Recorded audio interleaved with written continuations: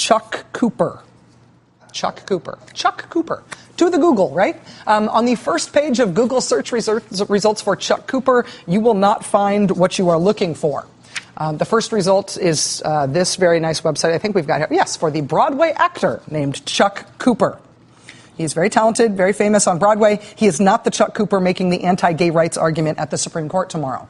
The other first-page results for Chuck Cooper will teach you about the first African-American player to be ever drafted by the NBA. An amazing history, an amazing biography. There is a foundation in his name, but he is not the Chuck Cooper making the anti-gay rights argument at the Supreme Court tomorrow. Flip over to the second page of Google search results, because you still are not there yet. You will find Chuck Cooper, the nature photographer from Tennessee. He's also not the Chuck Cooper making the anti-gay rights argument at the Supreme Court tomorrow, nor is the Chuck Cooper who is an insurance agent in McGee, Mississippi, nor is the Chuck Cooper who is a realtor in Walnut Creek, California, nor is the Chuck Cooper who is the wiring and cable manufacturer's sales representative either. In order to get anywhere near anything useful about this Chuck Cooper who is making the anti-gay rights argument at the Supreme Court tomorrow, you must call upon the Wikipedia disambiguation page, whereupon you will finally be able to narrow it down to, oh, yes, finally, okay, that must be him. Chuck Cooper, former Supreme Court clerk, now a lawyer, honestly most known for his bit part in the Iran-Contra scandal. He was the one who testified that Ronald Reagan's CIA director, Ronald Reagan's national security advisor, and a man named Oliver North had all conspired to lie to Congress in the Iran-Contra scandal. He actually testified that Oliver North had lied a bunch of other times as well, and he might lie under oath when he was called the next time. Mr. Cooper at the time was an assistant attorney general in the Reagan Justice Department. And that, honestly, is sort of where he is indexed in our modern American history books. Nothing against Mr. Cooper here. He is a very accomplished lawyer now. He's an accomplished litigator. Arguing before the Supreme Court is no chopped liver. But this imbalance is kind of a microcosm for what's happening on this issue right now in our country. The pro-gay rights side, I mean, for one thing, they have essentially totally captured the Democratic Party. The president, the vice president, the other most prominent Democrat in the country who is not the president or vice president, by which, of course, I mean Hillary Clinton, they are all on record now emphatically for full equal marriage rights for same-sex couples. A lot of prominent Democrats had that position already, but all of the action now on the Democratic side is among Democrats who were not yet on board, getting on board. Today, two more centrist to conservative Democratic senators came out in favor of same-sex marriage, Senator Claire McCaskill of Missouri and Mark Warner of Virginia.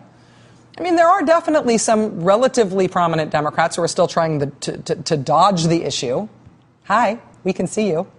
But honestly, if you talk to anybody who's taking these issues seriously, it is now officially inconceivable that the Democratic Party would, say, nominate a presidential candidate in 2016 who doesn't believe in equal rights for gay people. It is a settled matter in the Democratic Party.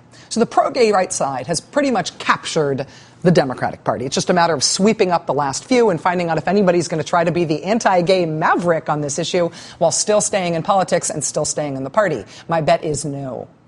Not even you, Mary Landrieu. Also on the pro-gay rights side, along with almost the entire Democratic Party, is a chunk of the Republican Party. I mean, the Republican officials' brief for the Supreme Court ended up with 131 names on it. Everybody from Paul Wolfowitz, my buddy, to John Huntsman, to Clint Eastwood, to the Romney for President campaign manager, to the secretary of the New Hampshire Young Republicans. More than 130 Republican officials and former officials. But even with that brief, and even if you go beyond just that brief to consider pro-gay rights Republicans who didn't sign on to that, but we still know their position, even with all of that, it is still a stretch to even say that there is a split in the Republican Party on this issue. I mean, of the 232 Republicans in the House, precisely 2 are on record as pro-equal rights for gay people. 2 out of 232. That is less than 1% of elected Republicans in the House. In the Senate, there are 45 Republicans. Precisely 1 of them is on record as pro-equal rights for gay people. And that's brand new for him. That's Rob Portman, who just came out with that position 2 weeks ago after saying that his son is gay. So 1 senator out of 45 and 2 representatives out of more than 200.